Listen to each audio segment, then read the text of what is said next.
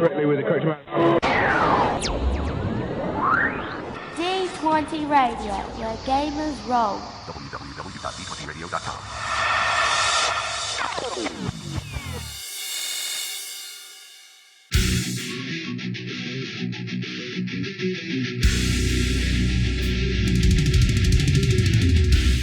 Welcome to Me and Steve Talk RPGs, a podcast where me and my friend Steve try and help you get the most out of your role-playing game experience.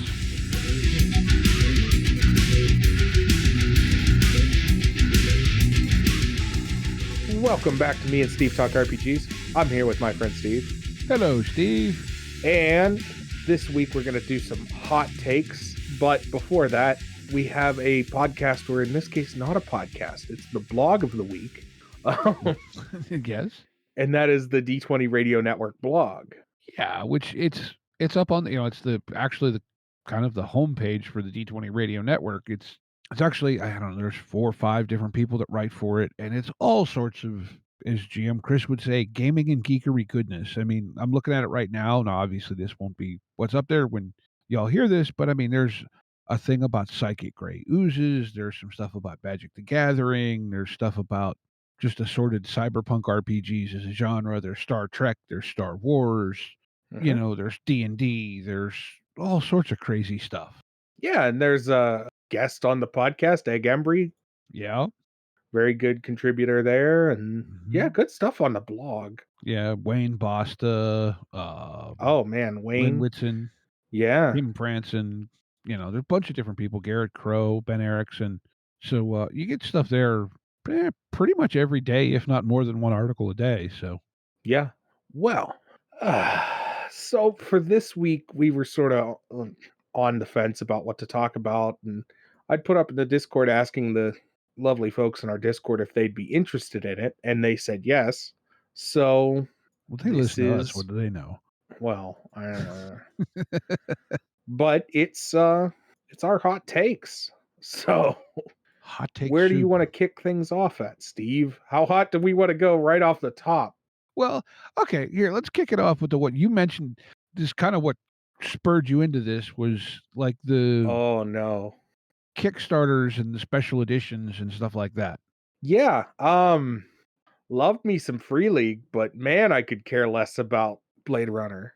Well, and see, I'm going to guess you're in the same boat that I am, in that because we're both big fans of cyberpunk as a genre, it kind of feels wrong that I just don't care about the Blade Runner RPG that much. Yeah, kind of. Also, simultaneously, that's not my beef with it, but... Well, okay. So, shall I bring up what I think is your elephant in the room? Go for it. Okay. If it is, I'll tell you yes. If not, I'll tell you what it is. I think Free League... How do I want to say this? I don't want to say they're abusing Kickstarter because they're doing everything within the rules. I've backed Kickstarters from them. They put out great products, but they're using it as a pre-sale tool. And well, yes, I'm sure they are raising funds with it that are, going to stretch goals, etc. They're not who Kickstarter was built for. And to a certain point, it bugs me a little bit because I look at some of the stuff and go, well, it'd be neat to have this thing or that thing. But man, there's these, 3 other indie games or small, real small press stuff that I'd really rather throw money towards than Free League, who, because of their size and distribution, I know I can go get that game later relatively easily. Yeah, and I sort of expressed this to you when we were talking about it originally. You were like, oh, hey, did you hear about the Blade Runner Kickstarter? And I was like, yeah, I don't care. I get it. I understand. You want to go to Kickstarter to see if you should even bother trying to produce the extra content for it. But let me just say this. Free League already, like they didn't know that game was going to be huge. Mm-hmm. Already had it funded, already had it sold. It was made, basically. That game is out the door ready. And yet they still went to Kickstarter. And that irks me because, to me, Kickstarter is the place where you go when you need to finish up or you need to make sure that you have enough interest in a game, right? Fair. Yeah. Like, I understand if Free League went to Kickstarter with some brand new IP, really obscure project, and was like, "Is anybody interested in this, and how many copies should we print?" Mm-hmm. That I get. I don't have a problem with that. It's Blade Runner. It is literally one of the most popular franchises of all time, if you want to call it a franchise. It's one of the best cyberpunk movies ever made. You know it's sold. It's gone. There's no questions, ifs, ands, or buts about it. It's already sold. You've already made the game. You don't need to go to Kickstarter. They went to Kickstarter to drum up publicity, which is exactly what it's done because it's done gangbuster numbers, and it's just irritating. Yeah, well, And I think part of the problem is that something like this is kind of like Critical Role, where it's oh well, you go to like people who aren't experienced with tabletop RPG Kickstarters are going to back this, and then going to go and look at a bunch of indie games and be like, well, aren't you like Free League when they when they put out? Isn't it like mostly ready? Isn't it already built? Like, well, I don't even know so much that, but like, okay, just as an example, as we're recording, they're not quite wrapped up, but the guys over at Fragging Unicorns, their mhm, Kickstarter for Misspent Youth, they funded, but not much beyond that. And it's not that it's not a great game; it has a proven track record. You know, their revision of it is going to be a little different, but can't wait to play that game. yeah, exactly, right?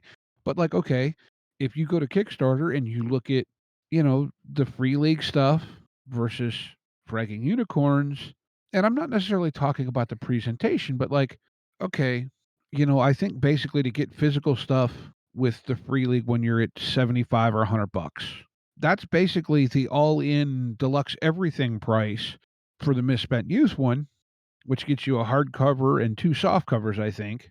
And, and I don't wanna say that Free League is taking money from the people at Fragging Unicorns, but at the same point, I think I don't wanna say they're abusing the platform, but in a way they are. But see, then where do you like, okay, and I'll just say, for me, this month, I've dropped a bunch of money I threw a bunch of money at Kickstarter this month. I backed the new Cyberpunk game from the people that did City of Mist. I backed the Fragging Unicorns game, and then I backed Old Gods of Appalachia, which is from the Kickstarter's being run by Monty Cook, who's actually doing the gamification of it, but all the material comes from the Old Gods of Appalachia podcast. Right. So, like, okay, the Old Gods of Monty Cook, when they do a Kickstarter, everyone knows it's gonna, go big numbers, whatever. That's just how they do it. But they don't seem to do it with the frequency that Free League does. And the other thing is that, and how do I put this? Yes, it's Monty Cook Games, and yes, we know it's going to sell, but Old Gods of Appalachia needs a little bit of publicity. Yeah. And to just dump it out there, it's not enough. But like I said, Blade Runner does not need publicity. My dad, who does not play RPGs, if I walk up to him tomorrow and said, "Hey, Dad, did you know that they're making a Blade Runner game?" He'll be like, "Oh, sweet." Not that he'll play it, but he knows the property, he knows what I'm talking about. Whereas Mhm. if I walk up to him tomorrow and go, "Hey, Dad, do you know that they're making an Old Gods of Appalachia game?" He'll be like, "What is that? And what is a podcast?"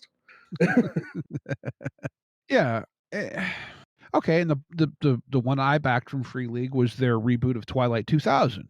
Which again, I understand that because it's a reboot of an RPG franchise. I don't necessarily have a problem with that. My major issue is it's this, and like not so much when it was happening, but yeah, I over time have sort of soured on taste of it, like the Avatar RPG. See, I'm gonna say this, and I'm basing this completely on speculation. Well, not completely, but largely on speculation. Free League at this point, I'm gonna guess, is one of the 5 biggest RPG publishers out there. WotC, Yeah. Paizo, Chaosium, Modifius, and Free League are probably the top 5. Yeah, and I would even argue that Modifius and Freely are in contention for number 4 and number 5 spot.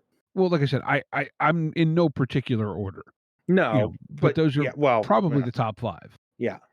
Monty Cook's decent sized, but they're not in that thing. Now, with Avatar, it's Magpie. I think the biggest title they've put out to this point, other than it was probably masks a new generation. Yeah, that's true. That's You true. know, It is. so in their case, Yeah. no, they're not a brand new upstart company, but at the same point, I'm willing to bet that they knew it was gonna go big, they didn't know it was gonna go that big. Yeah, I would put some weight behind that. I would say they knew it was gonna be big, they didn't know it was gonna be the absolute juggernaut that it became. But I don't know, it's just okay, I'll give you that. But stuff like I said, like Blade Runner is a really good example of this. There was something else that was kickstarted that I was like, "Why is this kickstarted?" Boy, I can't remember. It was another big IP game, and I I mean, can't there was remember what. One Ring that was not Free League's last Kickstarter, but it was their last humongous one. Yeah, like the One Ring didn't need kickstarted. That's another. Like I said, I think Free League's just pushing their luck with this. I think they're gonna get to a point where they're gonna kickstart another big IP, and the community as a whole is gonna go. I don't care Free League. I'm just gonna buy it, and then the Kickstarter is gonna fail, and they're gonna boohoo about how the game's not gonna sell properly. I don't see them not funding because they're setting arbitrarily low numbers also. Like, Yes, they're but funding in a matter of minutes. I think they would. I think it'll fund, but I don't think it's gonna hit like I don't I can't say this with any certainty, but it would fund and then they don't hit any of their major stretch goals that they were hoping to hit. And then they're gonna boohoo about, oh, well, we would have given you more, but it didn't fund on Kickstarter, or it didn't, we didn't reach the stretch goals we wanted to reach, which makes no sense to me anyways, because I hate it when and I know this is gonna sound like a really weird gripe, but it's my hot take. I hate it when a book comes out and there's already 16 million supplements for it. You know what I'm saying? Mhm. And so now I'm getting the core rule book and trying to learn that, and then maybe if I get to play that a little bit, I'm gonna try and get into that supplemental material, and then you're still releasing more stuff, and I just can't stay on top of it. That's a really fast way to get me to bounce out of a system, is just to get so far behind in supplemental, like, especially not necessarily like adventure books, but companion books will really bounce me hard out of a system. Mhm.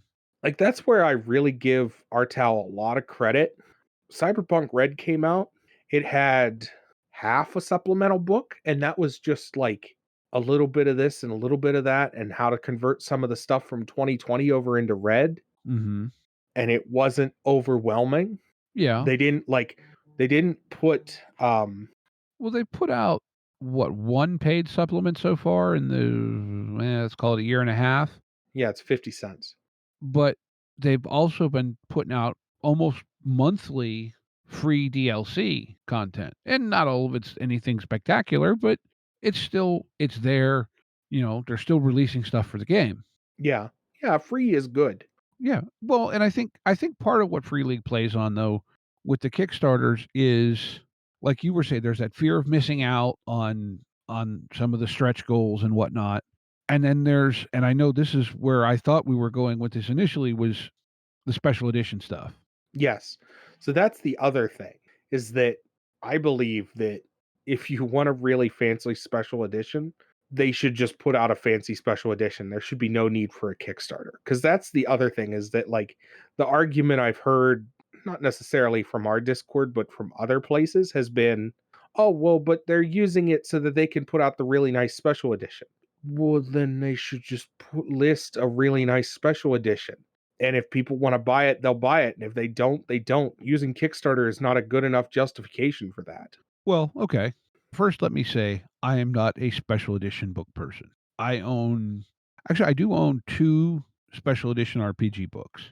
One of those is my black and silver hardcover Rifts book from 1996, Mhm. which at the time was the only hardcover edition of the book available. I didn't buy it because I wanted a collector's edition.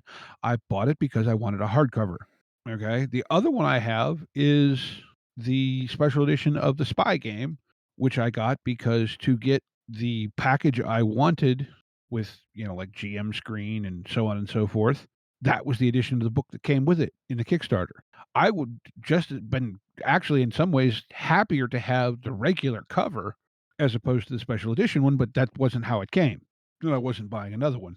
But I will say this, that when Black Cats, who did Spy Game, did their Kickstarter for Cursed Captains of Cthulhu, they did have another, what do you want to say, special edition that you got Mhm. with this, that, whatever. But what they also did is they had, I want to say, 3 or 4 one-off special editions. Like, when you pledged for this and they were stupid expensive, you got that book. You were the only person that got that version of that book with, these really special covers and whatnot. I get that, like, where you're really, what do you want to say, making a really special piece, Mhm. to a certain point anyway. Again, though, you're talking Cursed Captains was their second major project. Yeah, and the other thing I'll say with that is they could have easily done that as make a limited number of them and put them out as like limited run, Mhm. like I understand why they used the Kickstarter for that. That's a good place for them to put that there. But in the case of like we were talking about Free League, if they were doing that exact thing, traditionally what you would do is you would just make a number of them, Mhm. probably a small number, like in the less than 100 number, and put them up as a separate listing and go, hey, these are going live. You have however long. Once they're sold out, and that's it. Mhm. But that's not what Free League did, and that's why I'm like, ugh, because what they did is they put up, oh well, if you back this much, you get the special edition, and it's like, well, okay, great, but you didn't have to do that. That was not necessary for you. They're using Kickstarter, and I'm not saying this definitively. Again, this is just a hot take of mine, but they're using Kickstarter as a way to get basically paid publicity, meaning that they're not paying for it, they're getting paid to advertise their game. And yeah, I see where you're coming from. And I just, not that it's a bad thing or that I'm saying that they're doing anything wrong. I don't know. I just don't care for it. I think it's a little bit on the gross side of things. You know what I mean? Kind of, yeah. Like if Watsy did this, we would all be like, boo, boo, hiss. You know? Well, that's because it's WotC and Well, yeah, it's Watsy, it's Hasbro, it's Disney, speaking of Hasbro and Disney, you want to get into the other hot take we have, Steve? sure. Go ahead. That Marvel game, huh?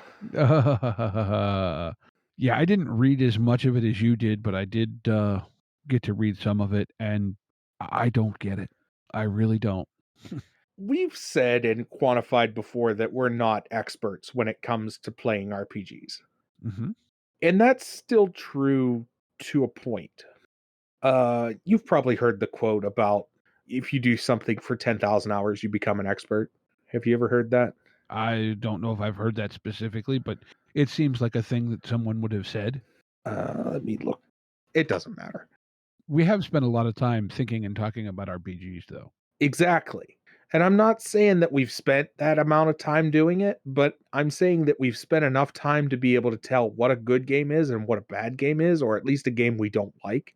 I can tell you that, in my opinion, this is a bad game. And I would love to hear somebody who likes it to come on and not even necessarily come on the podcast, just come in the Discord and please tell me why it's not. And that's not me being pedantic or rude. That's me literally wanting to know what you like about this system. That's fair. And also, now, do we have a great big huge sample size? No, but we've had conversations with several people who have been around RPGs for a long time, who play a variety of systems, have played a variety of systems, and we all seem to kind of come to the same conclusion of, man, this is freaking weird. Like, and not in a good way. No. And then in interviews, they're talking about going after the D&D market, which is incredibly frustrating because, so let's explain a little bit of the system. They call it the 616 system. Hmm. It is 3d6 with the middle one being what? The one is filed off and it counts as another six. It's got the Marvel logo on it.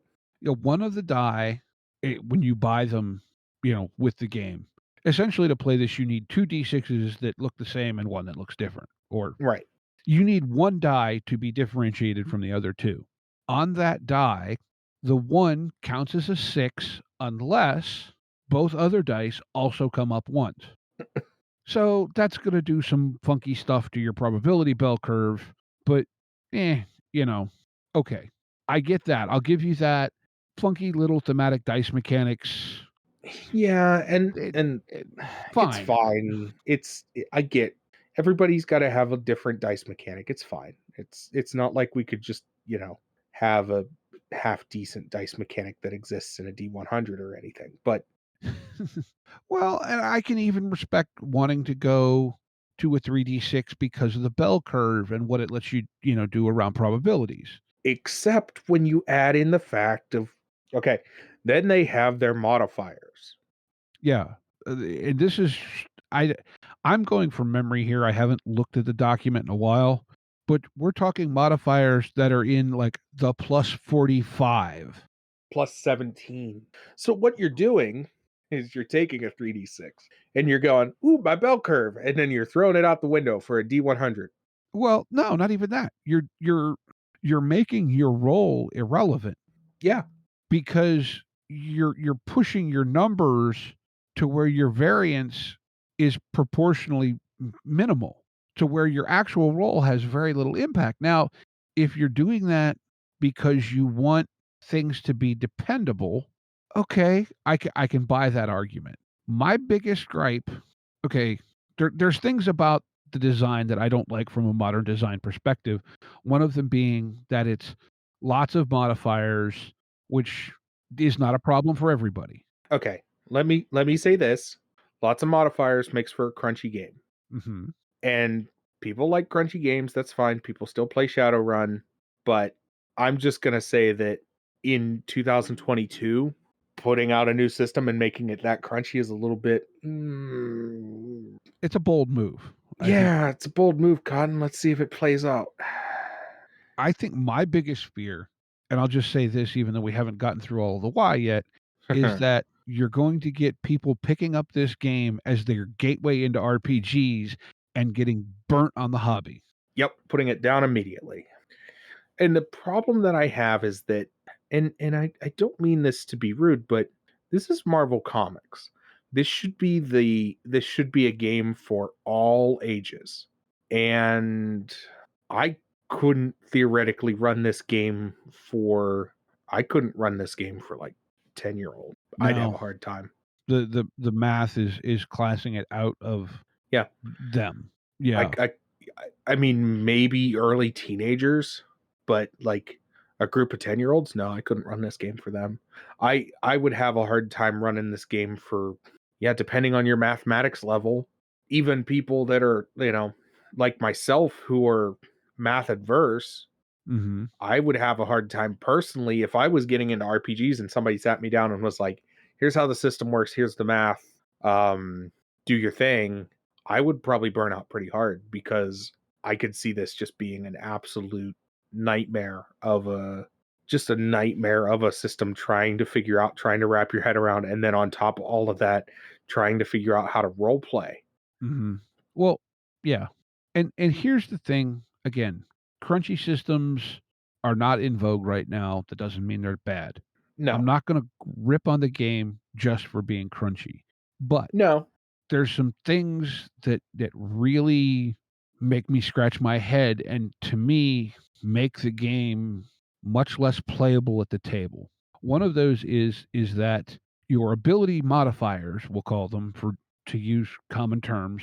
In other words, your strength modifier, your whatever, I don't remember what all the attributes are called, and they're cleverly renamed so they spell out Marvel, and so it's might or whatever.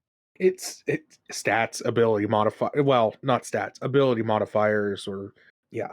Right, which is what you use to add onto your rolls, are not they vary based on your, we'll call it archetype or class. So if you're playing a speedster and I'm playing the Hulk, Hmm. and just humor me here because I know that what I'm going to say is kind of ridiculous, but let's say that our might score is the same. But Right. because you're playing a speedster and I'm playing a brute, and we both have a might score of, I don't know, 14, we'll call it, just to make up numbers. Your modifier is going to be one thing, my modifier is going to be something different. Yeah. That no, no, no, no, no, no, no, no, no. No. That makes the game so much harder to learn, so much harder to play, so much harder to help someone learn to play. Because for whatever people want to say about D&D and ability modifiers and why you don't just have the modifier instead of the score because no one ever uses a score for a darn thing, you know what I'm saying? Yes. But we all know that a 12 is a +2. Hmm. You know, a 14 is a plus, or yeah, 12 is a +1, 14 is a +2, you know, but you know what I'm saying. Right. Okay, we all know that regardless of whether you're playing a wizard or a barbarian or whatever. We all know that those modifiers are based off of the number. That's it. Now that you're going to say that, well, if you're a speedster, then a 14 gives you a +7 in this attribute, but in this other attribute, maybe a 14 gives you a +10. Yeah, because they're not uniform across the board, it hurts your brain. I Yeah, understand why they did that. I get the logic behind it. I don't agree with it. The logic behind it is so that they could make balancing easy. but there's got to be a better way to do it than something that makes the game harder to understand. Like to me, that this is it. It feels like an exercise in how complex can I make the game, not how can I make a game that works. And okay, it's complex. All right, I got a couple things to say. I'm just gonna start throwing them out here. You ready? Okay. First off, I'm really irritated. All of Marvel Comics is owned by Disney, the Mouse House. Hmm. The Mouse owns Hasbro. Hmm. Hasbro is the parent company of WotC. Hmm. How do you have an entire company whose job it is to make tabletop RPGs, whether it be Dungeons and Dragons or not, and not go, hey, WotC, make this? Because Um. I would even be, and I said this to you, and you were like, yeah, we would gripe, but I would be happier. I would have been happier to see this come out in 5e than the state it's in currently. Yeah. I think, in all honesty, a retooled 5e could do supers rather well because Heroic fantasy. Yeah. you're making fantasy heroes already. Well, yeah, you're already making heroic characters. I Yeah. don't get it. I don't get why they felt the only thing I can think is that it's contractual obligations prior to the acquisition of Hasbro and WotC. I don't even think that because if you look at all the games that Renegade just came out with, which are all Hasbro properties, so that's taking it even a step lower. These are Hasbro properties that they're sending out to Renegade Game Studios as opposed to sending over to WotC. Yeah, I don't know. I don't understand why they're like they are. I agree. They're Hasbro properties that they sent over to Renegade. I guess I need to talk to somebody who's in the industry that understands IP better than I do. But at the same time, I just don't get why you wouldn't just go, well, you know what? I understand that you're working on this project, but you can partner with WotC and work on it as well, and they can help because they have the resources. If you took 1/16 of the manpower off of D&D and put it on this, you would have a better game. I don't think you're wrong necessarily. And I haven't even gotten to my big gripe with it yet. Is it the author? Because I can get into No, that too. no. I no, my biggest thing is the target numbers. Oh yeah, that's the other thing. You go off on that because Because that's a whole thing. okay, again, target numbers, because of the way the rest of the system, they're going to be ridiculous because you've got ridiculous modifiers. So you have to have ridiculous target numbers. At some point, you're just putting a bunch of big numbers on a page because you want bigger numbers than smaller numbers. But my grumble, gripe, whatever, is that the difficulty of an action varies based on the level of the person performing the action and not in the if you're a higher level it gets easier, like say with D&D where your proficiency modifier goes up and so things become easier. No, if you're a level 5 something in this Marvel, according to the playtest document, your target number is, I'm going to just, again, I'm making up numbers, but it's 37. If you're level 6, it's 39. If you're level 7, it's 42. Huh? Like, it looks like we're stacking level modifiers, and then to compensate for the level modifiers, we're now raising the difficulty. Well, then just don't make the level modifiers as big, and then you don't have to add to your other thing. You're just adding numbers to have more numbers. The only thing I could think is that they were planning on putting in a section that basically says, if this is an arbitrary task, don't do it. Like as GM advice. Yes, but that still doesn't excuse, because here again, now you're making this a game that, unless it is the only game you play and you commit the entire rule book to memory, you're gonna have to run it with the screen, with cheat sheets, with whatever, with you at the table, which is fine. I personally, I love running with a GM screen. I love having them. More stuff to sell. But I'm very cynical about this game. Normally, I'm not cynical about games, but I look at this one as like a major cash grab. This is more stuff to sell. well, the fact that they're selling the playtest doc. Yeah, we can sell them the playtest doc. We can sell them the GM screen. We can sell them the core book. We can sell them the player handbook. We can sell them player supplements. We can sell them binders, folders. I wouldn't be shocked if the character sheets are you would have to pay for them. If you have to pay for the character sheets, they can go sit on a cactus somewhere. I would not be shocked one iota if that book comes out and does not have a character sheet, or at least has a like half filled in one and doesn't have a blank character sheet. And then it's like, oh, you can order the character sheet, or if you buy the bundle, you get a stack of character sheets.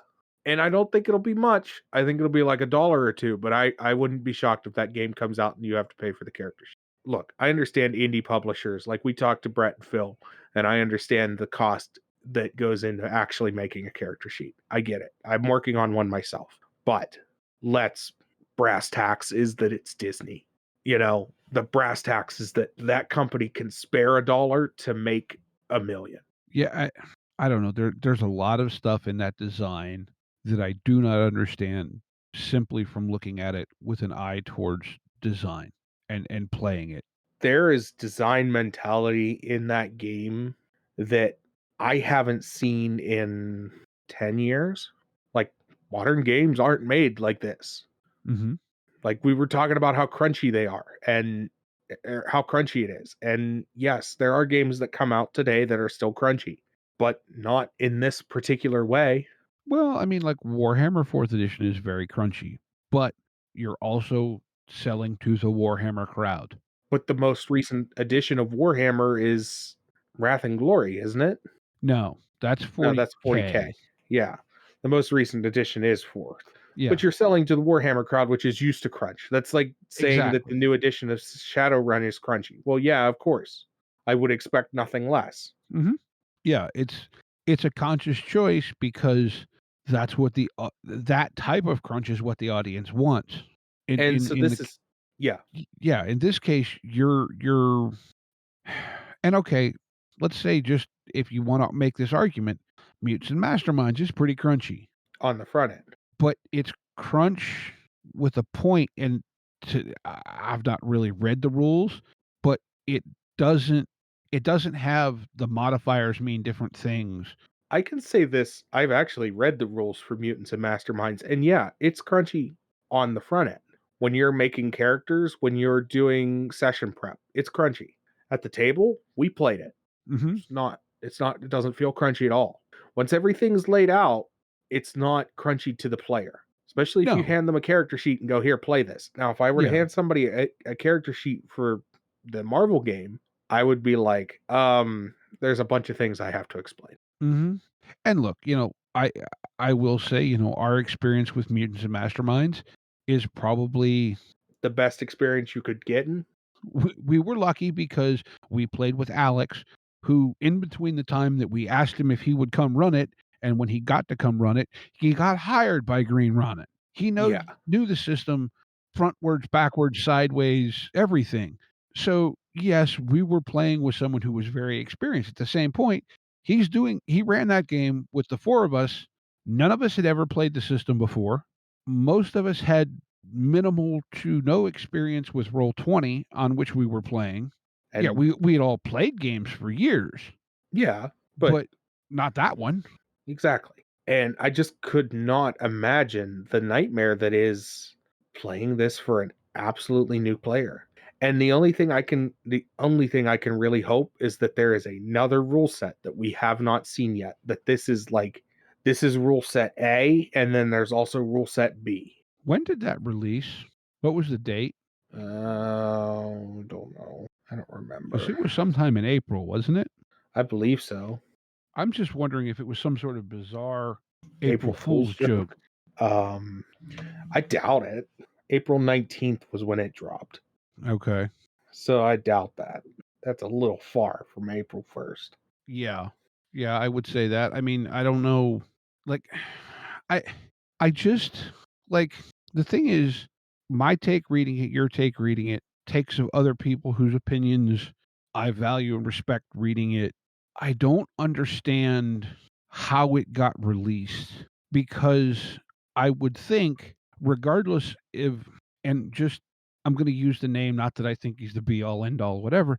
Regardless if you had Gary Gygax himself go over it, or someone who would be considered, a supreme authority on RPGs, if that's who you had write it, why would you not have, again, it's Disney, they have the money to do focus groups, etc. How do you not put this in front of some people before you put it out as a product? You know what I'm saying? I have no idea. No clue. Does that make any sense? It does to me. At least what I'm saying, not the I'm just looking something up. Sorry. no. And look, the writer has a lot of credits. A lot of his writing is RPG connected. He's written a lot of RPG connected fiction. But he has credits going back into second edition D&D. So he's not new to the RPG scene. And look, the conversation I had last week while you were at the beach with Steve D, we were talking about a little bit. We got into at one point about RPG design as art and so on. And I don't want to call someone's art bad because I think art is as much the process of creation as it is the finished product. However, an RPG is a weird thing because it's both a product to look at and a tool to be used. Okay. And this is Mhm. where I've talked about like certain, okay, going to go down a little bit of a rabbit hole here, but this is us. So, and I know, Steve, you'll get these references. It's like the difference between a motorcycle built by the late Indian Larry or, say, Arlen Ness or Ron Finch. And Ron Mhm. Finch is a little more of an obscure reference. Arlen's stuff, Tight, clean. Well, at least Arla Ness was always clean lines and smooth body work, and Indian Larry was always about the twisted steel. And did I lose you, Steve? Oh, uh, interruption here, folks. Might be a part 2 to this episode, as Steve just lost power. I'm going to unsummon the robots. Oh, there he dropped. All right, let me unsummon the robots. Hey, folks, small technical difficulties there. Well, major, actually. Steve lost power for the last couple hours of recording that episode. So here we are a couple days later, finishing that episode out. you thought we were scatterbrained in real time. Oh, yeah, man. With just days have passed. Sometimes I joke about this, but sometimes I have to listen to the podcast to understand what I was saying. Like, I will legitimately forget what I said on the podcast. I'll go back and listen to it and be like, oh, I did say that. So speaking of, oh, you did say that, you were going to continue on the road with your motorcycle analogy. Right. And this was in reference to game design and art and whatnot. And what I was referencing is three pretty legendary custom motorcycle builders: Indian Larry, Arlen Ness, and Ron Finch. And for those of you who aren't familiar with them, Google them. You'll call up plenty of references and you'll understand some of where I'm going with this. Indian Larry's design style was very stripped down, minimalist, just things that did things, just things you needed. And then if you put stuff somewhere, put it where you can get to it. Like he used to relocate the oil filter to a much easier to access place. Mhm. He would do stuff where he would like kind of one of his signature things was he used to do a twisted square stock for the down tube of the frame. It was ornamental, but it was still functional. Everything on an Indian Larry bike pretty much had a purpose. Okay. You go to Arlen Ness, Arlen Ness was really all about clean, smooth lines, very sleek. A lot of stuff was hidden, but it was still at its core, it was a motorcycle that was smoothed out, right? It made all sleek. Yeah, Ness always made bikes that, man, they look like they've come out of the future. Yeah. And then you have someone like Ron Finch, who is probably a little more obscure, but I view Ron as someone who is an artist that works in motorcycles. Mhm. Where I think, like with Indian Larry, definitely, and a lot of Arlen stuff, they're still very much a motorcycle first. Ron Finch went, okay, I got two wheels and a motor, and the rest of it I'm making up on the fly. He did a lot of just very different stuff. Some of it, very ornamental. Some of it, well, technically you could ride it. I don't know how well it would hold up for long periods of time as far as structure, just because of the Oh, way he I've did seen things. Ron Finch bikes. I had to look that up. I had to look that name up. I've seen his bikes. But you know what I mean? Like it's A lot of it's his stuff don't have gas tanks. It's weird. well, it does, but it's like under the seat and Yeah, it's weird not in the places traditional place. and look, okay, to take this to game design, it's like Indian Larry is almost kind of like elegant OSR. It's just the basics. Here's what you need, and the rest of it you can do yourself. Arlen Ness is much more in the kind of modern traditional design where it's all smoothed out and cleaned out, and a lot of the weird funky bits are kind of all hidden.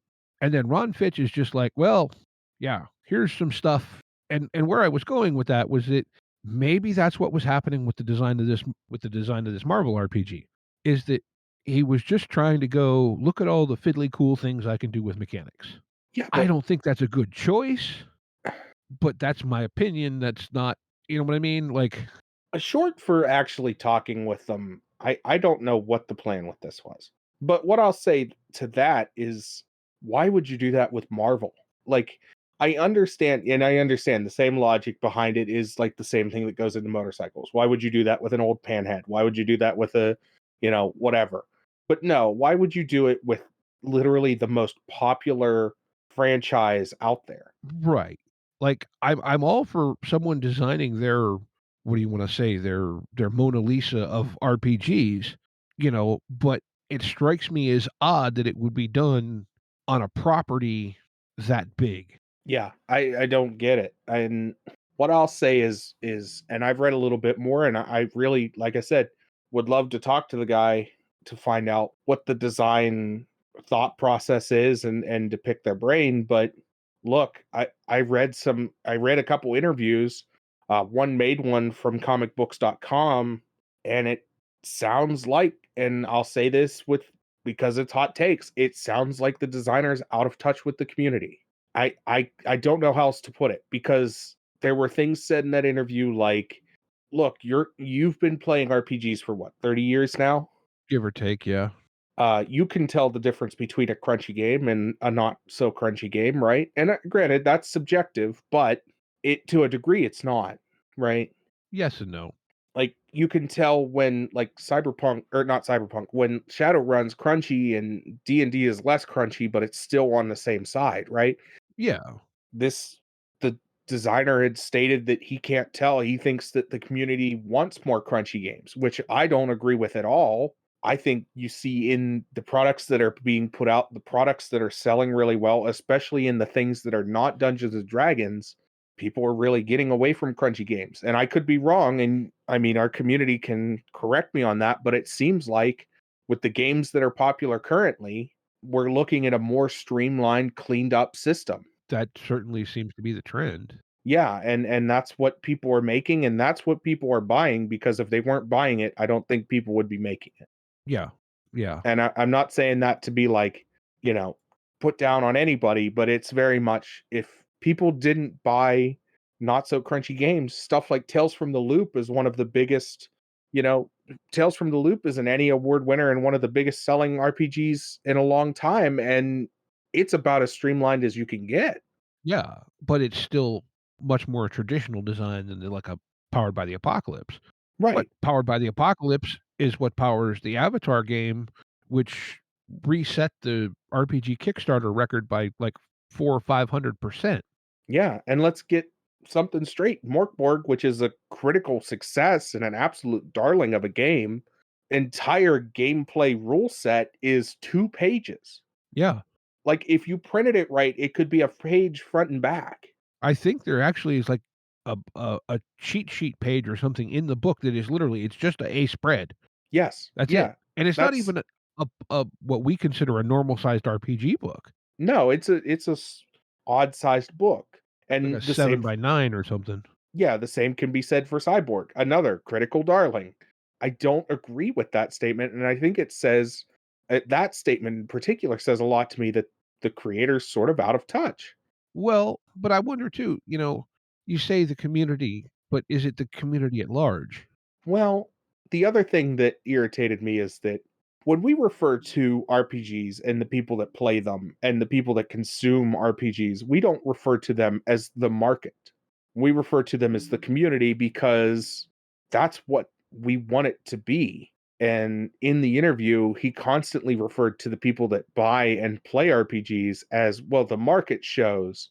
Well, that's again outdated terminology that it may be true inside of the company that you use the term the market, but when referring and talking in interviews, everybody calls it the community because that's what we want. We want a community. Okay. So, just a question that crossed my mind. Do you think perhaps it's corporate meddling, pushing in a given direction by someone or a committee of someone's that don't understand RPGs? It could be, but at the same time, the last RPG he put out was Dusters and Dragons. Mhm. Or not Dusters and Dragons. What was it? It was hold on. Well, I think that was largely his son, but he was involved with it. Shotguns and Sorcery. That's it. I'm sorry. Um, but Shotguns and Sorcery, if that is his son, his name is the number one name on that book. Mhm. So Or maybe the 5e conversion was more his son. I know his son was heavily involved in the latest release of it. I don't know. It could be that his son was part of the 5e conversion. The Shotguns and Sorcery that was released in 2020 has his name and Rob Schwab's name slapped on top of it, Okay. and it was put out for Cypher System. Okay. So again, I don't know. I just think that, like I I said, don't know Cypher really, but my understanding is it's not it is a traditional system in a lot of ways, but not super crunchy. yeah, that's why I'm confused on. I just don't understand. I don't know. I guess I don't understand, and maybe it's like I said. Maybe I just need to sit down and talk to the person. But the game feels wrong in a lot of ways. Yeah, from the quick start rules, it and I've been looking for a superhero game because for some reason I want to mess with it. And like I've got a lot of good options out there, don't get me wrong. There's mutants and masterminds. There's, lots of icons and Savage Worlds has super stuff, and I think that would do it really well. There's some stuff for Genesis, including one that dropped like 2 days ago, and there's all kinds of stuff out there. So I don't know. I think some of it too is that I don't have the background with comic books and stuff that a lot of people do, so I don't entirely know what I want as far as does the system make me feel this way or that way. I just know I don't wanna play something that's gonna require tons and tons of stat checking and this and that. I really wanna more focus on doing the fun thing. Telling the story, doing the fun thing. Yeah, I trust me. We've been playing Mutant City Blues, and I have issues with that. But my issues with it are, well, A, I don't know how the second edition is because we've been playing the first edition because that's what we both have. Mhm. B, my issues with it are not the like lore and stuff around that. And I really think that that's a really fun game if some things were changed. And like I said, I don't know if those things were changed in the second edition, and I could actually get into that now if you don't mind. Yeah, can if you want, sure. So the idea of Mutant City Blues is that at some point 10 years into the future, well, at some point now, everybody got mutant powers that are going to get mutant powers. There was a spontaneous mutant event. And the game takes place 10 years into the future after a police force is set up specifically for investigating into crimes revolving around people with mutant powers. Hmm. You can play it as a supers game, you could play it as a not supers game, you can tailor it to what you want, and even the book says that, here's everything you need to know to tailor it to what you want. It's Gumshoe. It's actually really nice. I've never played Gumshoe Engine before, and I like it. I don't know that it's my favorite system in the world, but definitely would play it again. Yeah, It's got weird things here and there, but everything does. yeah, My problem with it is that, and this is a big problem for me, is that it lumps mental illnesses in and calls them, what's the actual I terminology? think the, It's the term used is defect. defect, which is gross. I'm sorry, it just is. Yeah, And it lumps them in with the mutant powers, which it's like, no, please don't do that. But that could easily be like, it would take me all of 2 seconds to take that out of you know what I mean? yeah. Well, I understand it from a mechanical standpoint, but I Yeah, get exactly your objection, especially with them being called defects. yeah, I think my biggest problem, A, yes, calling them defects is gross, but B, you could have picked mental illnesses like one of them is a god complex. Okay, that's fine. Like, that's not a common, you know what I mean? But another one listed is like autism, and that's not okay. Or ADHD. Like, these are common mental illnesses that, like, to sit and be like, well, they're defects. No, I'm sorry, as somebody that lives with ADHD, that's not a way I want to look at that. Mhm. And I can only imagine what that would be like for somebody with autism or with obsessive compulsive disorder or any of the other, mental illnesses that it lists there. Yeah. And that's a bit of a problem I have with it, is that I don't like I don't like that it does that. But like I said, I don't know if the second edition maybe fixes that and they changed it. And if it doesn't, that could be easily corrected. Yeah, well, and from a mechanical standpoint, I understand why they put them there because they wanted it both, I think, as a hint, as maybe a clue to, okay, this person, because of the way the Quaid diagram works, which is a in-world document that explains related powers and so forth. Right. And I think they also did it to a certain point, maybe as a balance thing and a role playing slash story tool. I just don't think it was handled the best way it could have been. No, I don't. I agree with you. I think that I understand the mentality coming from it of like, oh, well, you can't just be super powered. We need to put some sort of weakness in. But you could have gone any direction, and it should have been more like, I don't know, like almost like, and I don't mean this as a dig at anybody. If you have severe food allergies, I understand it's a thing, but and it's a can be a very dangerous situation, but almost like a food allergy. You know what I mean?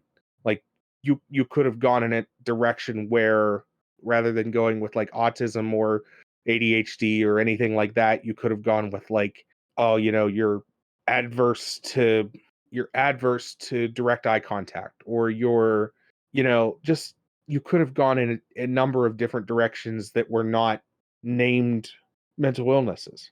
That's fair. Yeah. And look, I mean, I don't know what year that originally came out. I want to It's been a say while. 20 I want to say 2012. That sounds reasonable. Let me see. Just looking. Um it was designed in 2009, Yeah. Well, yeah.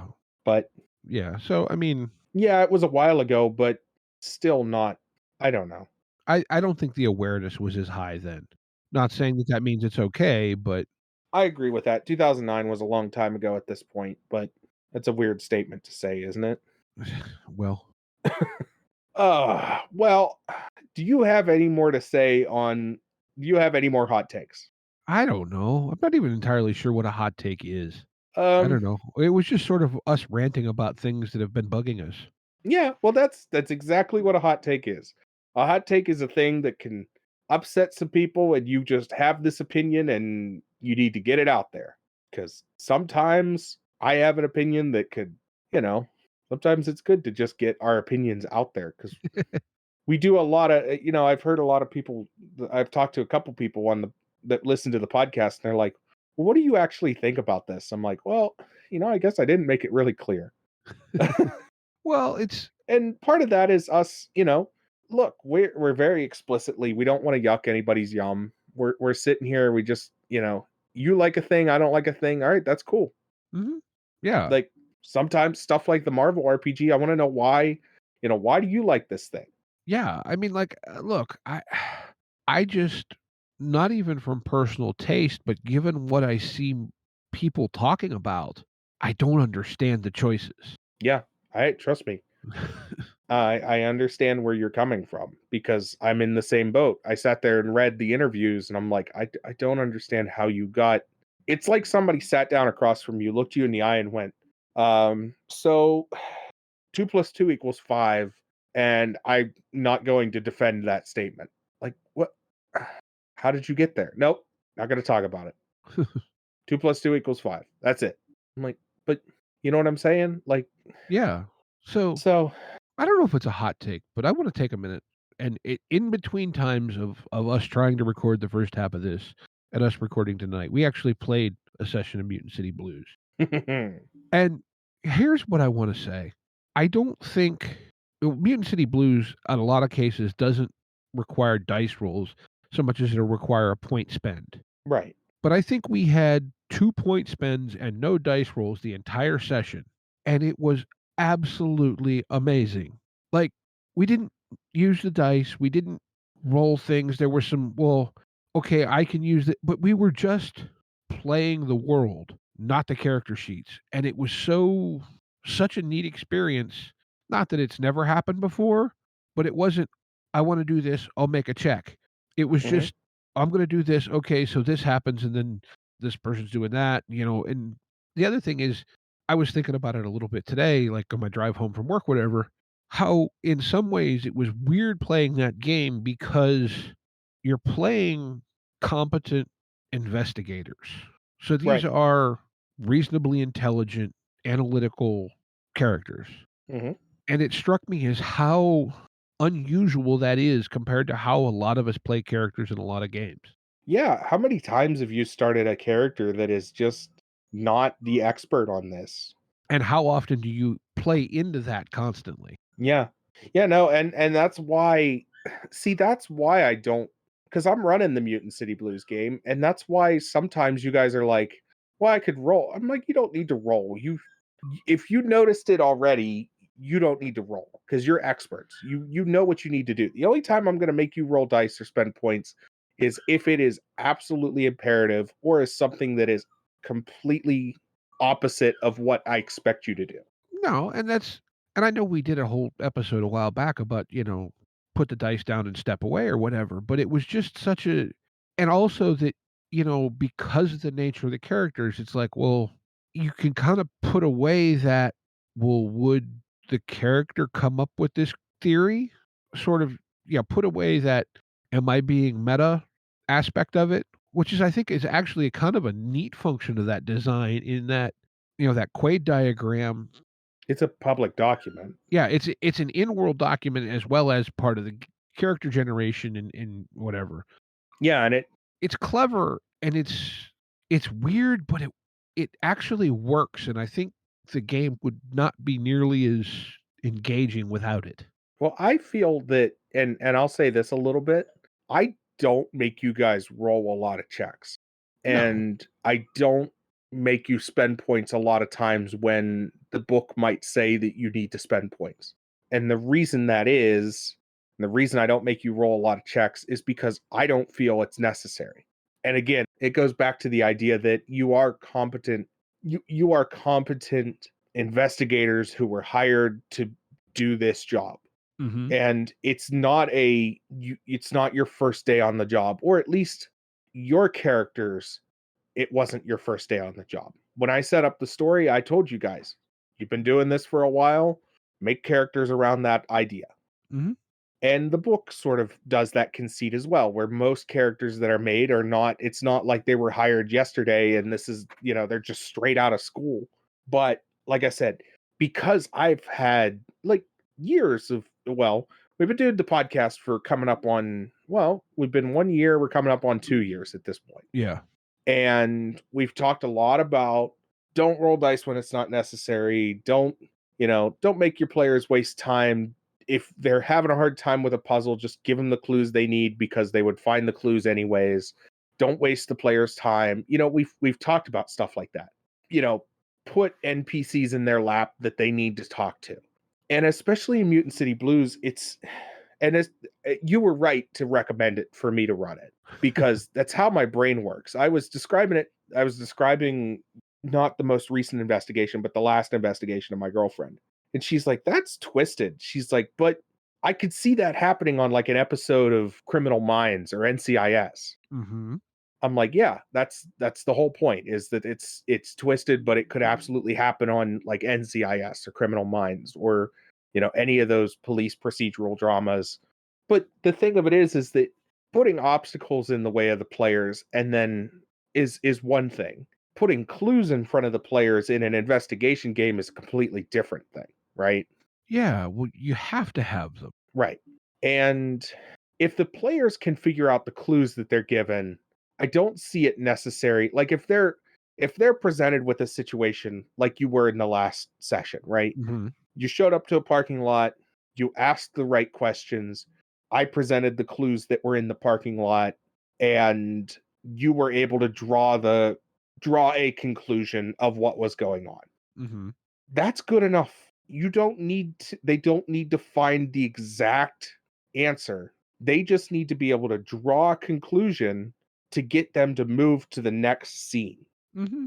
And I think that's where a lot of people get tripped up when they're trying to do investigations or stories where players are investigating into things, is that they make the mistake of they think that they have to find these specific clues.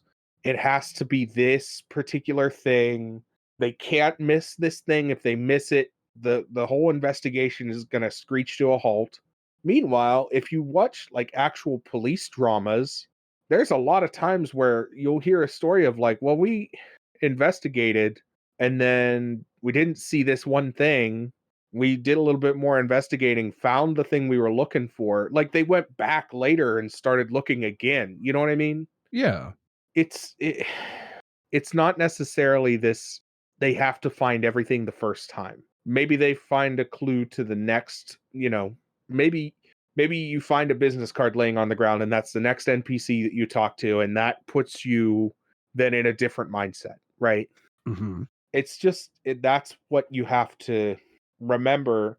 And then the not rolling dice thing, again, that's just because you're professionals. There's no reason to. Yeah, well, I think for me, it was also like I realized that, like, hey, wait a minute, I don't have to put away Crazy Steve brain to play this. Yeah. You know what I mean? Yeah, Like, you I can just think like you would. And I think part of that too, though, is that it's because it's a setting that's set in a near modern time. yeah, Like relatively 10 years in the future. Yeah, a lot of things can change, but it's not too far ahead in the future that you have to suspend your disbelief. And simultaneously, it's not fantasy where you have to throw your entire notion of modern society out the window. right, And I right. think that's another thing that anybody who has a general understanding of modern society and modern living can wrap their head around doing this investigation game and still have a really good time doing it. Yeah, yeah, and like, yeah, I just I thoroughly enjoyed the session we played last night, and unfortunately, the game's going to be wrapping up due to various circumstances, but Well, it's actually perfect. We played 6 sessions. You've done 3 investigations. Each investigation was 2 sessions. And I said when we initially started that campaign that I want to do this in 4 to 6 sessions, and we're next session is the 6th session and that's it. yeah, It is exact timing, which is actually something that the whole point, like, granted, I knew I could run the game and I had a rough story planned out for it. But the whole point of it was to work on my pacing. mm-hmm. And coming out of this campaign, my pacing is just about dead on Cool. because and we've talked about this a little bit, I have no experience running a con game. I need to get experience running games that keep to a tight schedule. Now, granted, not this last session, but the session before, we did play long, but that was just because we were wrapping up just various loose ends. Yeah, and we went like, what, 15, 20 minutes over. Yeah. And all of that could be just, well, you arrest her and throw her in the back of the paddy wagon and you're done. Right? Yeah. Like you move on to the next investigation. You've gathered enough clues to move on. You just don't know all the details to the full investigation. Yeah. And granted, that's a little unsatisfying, but it's also But that's acceptable in the end of con game too, right. I think. Well, and that's also an acceptable thing in a police procedural, right? Yeah. Like how many episodes of Criminal Minds do you watch and it ends with the guy getting arrested? Well, now you don't know anything really, Yeah. But yeah, the whole point of this campaign was for me to work on my pacing, and I have my pacing down to almost a science, to the point at which when we ended last night, I had a player do a thing that I was half expecting them to do, and I was able to end it on a cliffhanger as they did their thing. Yep. Yeah, that was a really good ending for the session too. Yeah, it was. But, and that's one of those things. And then, I think it's funny sometimes that I've talked about it and I'll say it again. One of the best things you can do as a GM is learn how to GM out of your butt. If you can learn how to roll with the punches, that entire session. Like I had a rough idea. I knew a couple of the players, and then I was like, I have no idea what I'm going to do with this. And then I sat down. I did a half-assed briefing in the morning. You guys started doing your work, and I was like, okay, I know where this is going now.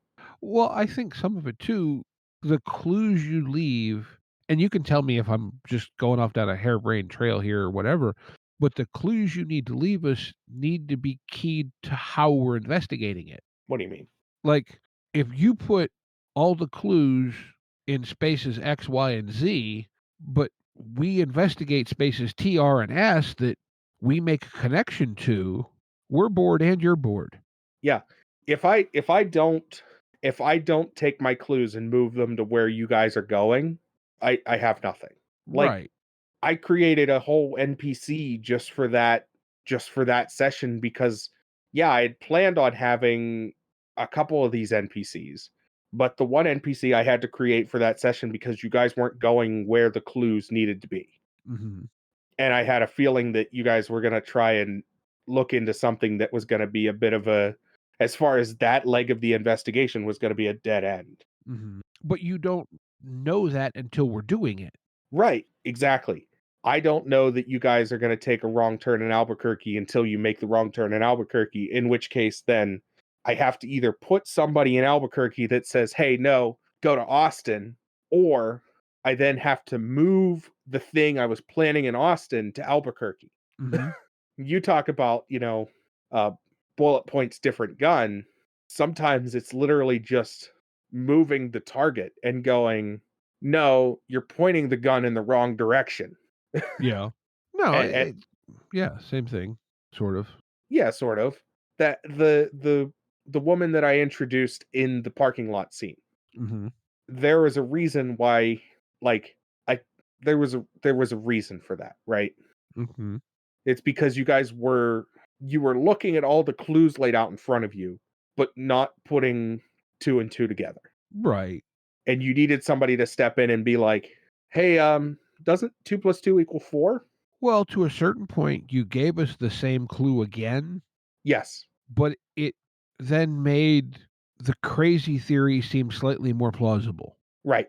And the other thing is that the other reason I gave you the same clue again is because part of that clue was me rooting in you not having meta knowledge of how that actually worked. Yeah. And one of the players coming out and being like, well, I used to work for that company. Well, it's like the very opening of the campaign. We're talking about this building that You used to work at. sort of. I worked for a company that did a major renovation in that building. So I've been inside the building. We were talking about it in the campaign, and you're talking about holes getting blown in the walls. And I'm going, I've been in that building. I know the basement walls are 2 feet thick concrete that's hard as hell. Mm-hmm. And I'm not joking, by the way. No, I don't doubt it. But that was one of those things that was reaffirming. What happened with the having to give you another clue that was basically the same clue was I was gonna use LoJack, and I was expecting you guys to use LoJack, and then one of the players went, I used to work for LoJack back in the day. I'm like, well, you can't use LoJack now. I guess it's Find My iPhone. Yeah, but it gave us the same information by a different path, which meant, at least in my head, that meant, okay, so it's this somehow. Yes. Yeah, no, and I'm not like granted, we have a whole other session to play, so I'm not giving you any clues on what's going on. Right. But yeah, you guys are headed down the right path. I just want to know, I'm curious to know for myself if you've picked up something that I wasn't accounting for. Because and this is another funny thing, you guys in that second session during the second investigation. So the first session during the second investigation, Mhm. which was our third session played. Sorry, I said second session, but our third session played. You guys walked away with an opinion of a NPC that I didn't intend for you to draw. You walked away from a club scene with an opinion of an NPC that, oh man, he was kind of a jerk, except I wasn't trying to make him kind of a jerk. Mhm. And I thought that was funny. I was just like, well, I guess, yeah, sure, he's kind of a jerk. Well, but I mean, that happens, and that's like, well, we were talking, only because, I listened to it earlier this week when we dropped it, but the episode with Amber where we were talking about making NPCs and you intend them to be a throwaway NPC and your players latch onto them or vice versa. And that's an Yeah, example of it. yeah, that is. But yeah, it was just, man, I love that game, but I have my issues with it, and that's proof that I can love a game and also simultaneously have problems. Yeah. And I think that's fair. But You're right. with all that being said, Have we made enough hot take soup? I think we have. I think it's Okay. finally time we get into game of the week. Woohoo! Game of the week. Game of the week. Game of the week. All right, I still have my game of the week. I can go first if you would like. All right. You go ahead and go first then, Mr. Steve. I don't know if I've talked about this before. I don't believe I have. I could have. It's possible. I have a game that rolled across in front of me and I was like, "Wow, that sounds really cool." Uh-huh. It's called Orbital Blues. I don't know if I used it or you used it, or I remember seeing it, but heck it, we can talk about it again. Yeah, Orbital Blues, it's a space western RPG. This is the rock and roll future of yesteryear that never was and nobody wanted. The cover art is a old, worn down traveler's motel that says Orbital Blues, a space western RPG. Mhm. And man, it just makes me want to play a space trucker RPG on a different planet. Like I just want to play like a Smokey and the Bandit style RPG on Zarnoth 7 where like, the cops are Yuan-Ti style creatures and like, you're transporting illicit substances across just this highway. Yeah, well, it says right in the description, it's designed for playing stuff along the lines of Cowboy Bebop, Firefly, or Guardians of the Galaxy. Yeah. Yeah. But You I know, still I still like I said, I want to play like a Smokey and the Bandit style campaign on a distant alien planet and just see what fun that could be. no, I've heard some decent things about this. I haven't picked it up yet, but I mean, it's not a bad price. no. 16.56 for the PDF.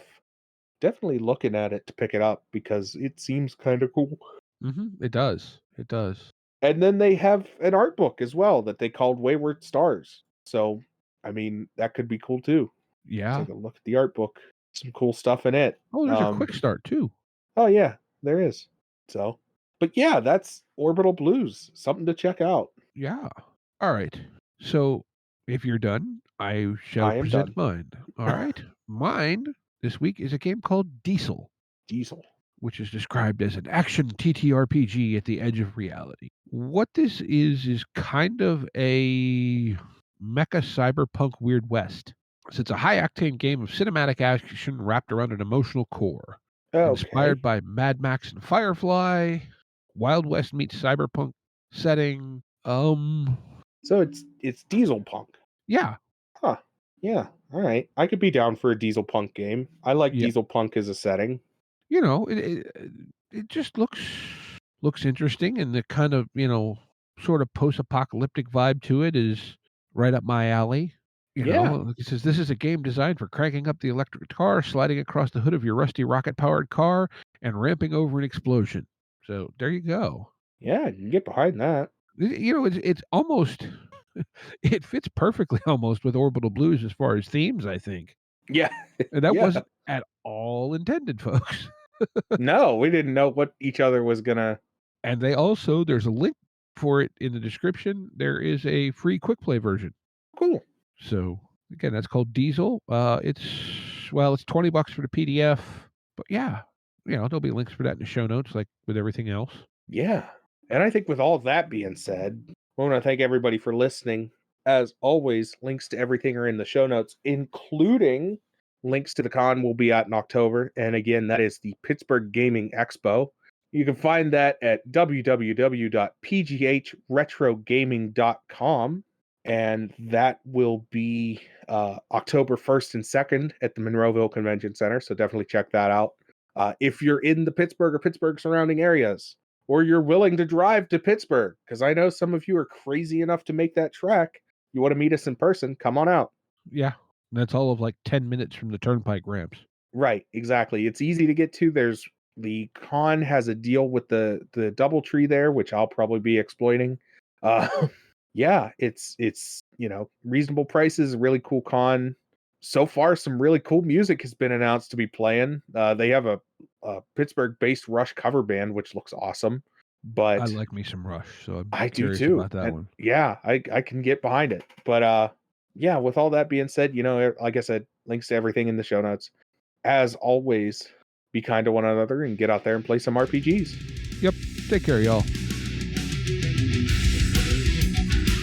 Intro and outro music by the band 12 Noon. You can email us at meandsteverpg@gmail.com. You can find us on Twitter at @RPGs.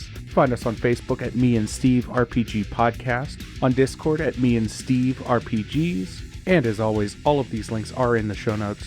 Thank you, and be kind to one another.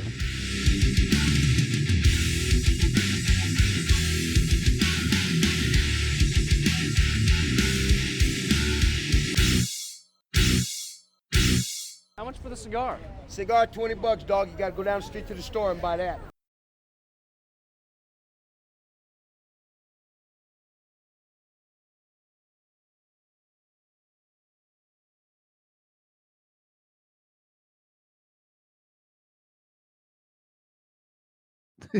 No, that's because I can't read. Oh, okay. Well, it's a great thing to learn after you're this deep into an RPG hobby. Right?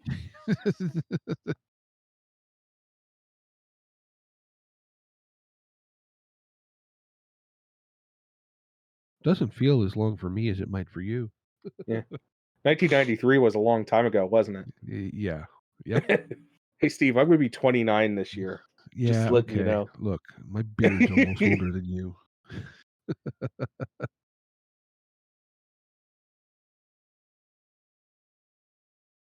You can find that at www.pittsburghgamingexpo or Pittsburgh Gaming, or I'm sorry, let me try that again. Cut that, reverse it, edit it, take it out. Okay.